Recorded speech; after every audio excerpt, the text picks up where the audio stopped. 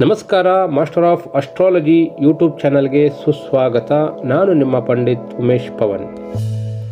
ಮದುವೆ ಯಾವಾಗ ಆಗುತ್ತದೆ ಎಂದು ಕೇಳಿದಾಗ ಗುರುಬಲ ಬರಬೇಕು ಎನ್ನುವ ಮಾತುಗಳನ್ನು ಕೇಳಿರ್ತೀರ.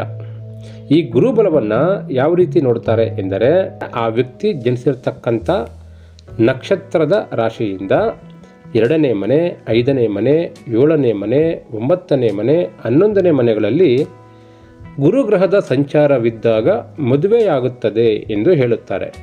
ಆದರೆ ಮದುವೆ ವಿಚಾರದಲ್ಲಿ ಗುರುಬಲವನ್ನು ನೋಡಿ ಹೇಳುವಂಥದ್ದು ಸರಿಯಾದ ಕ್ರಮವಲ್ಲ. ಏಕೆಂದರೆ ಗುರುಬಲವನ್ನು ಪಂಚಾಂಗದಲ್ಲಿ ಮುಹೂರ್ತವನ್ನು ನಿರ್ಧರಿಸಲು ಬಳಸುತ್ತಾರೆ.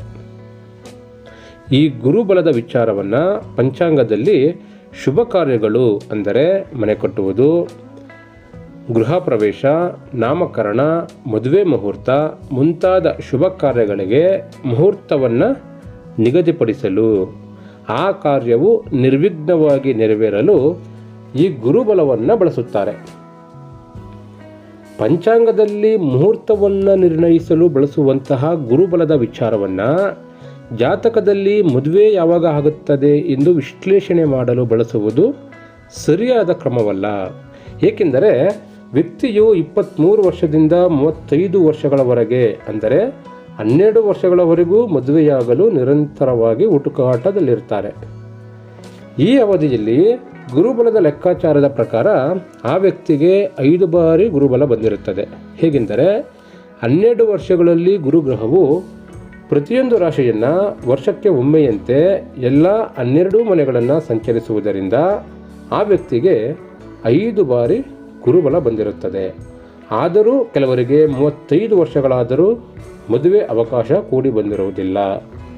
ಇನ್ನು ಕೆಲವರಿಗೆ 40 ವರ್ಷ, ಇನ್ನು ಕೆಲವರಿಗೆ 45 ವರ್ಷವಾದರೂ ವಿವಾಹವಾಗದೆ ಹಾಗೆಯೇ ಉಳಿದಿದ್ದಾರೆ.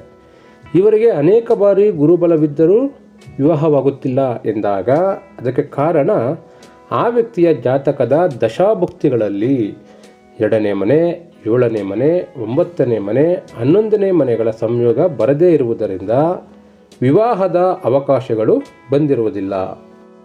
ಆ ವ್ಯಕ್ತಿಯ ಜಾತಕದಲ್ಲಿ ಮದುವೆಗೆ ಸಂಬಂಧಪಟ್ಟಂತಹ ಸಂಯೋಗವು ಉತ್ತಮವಾಗಿ ಮೂಡಿಬಂದಿದ್ದರೆ ಆ ವ್ಯಕ್ತಿಗೆ ಖಚಿತವಾಗಿ ಮದುವೆಯಾಗುತ್ತದೆ.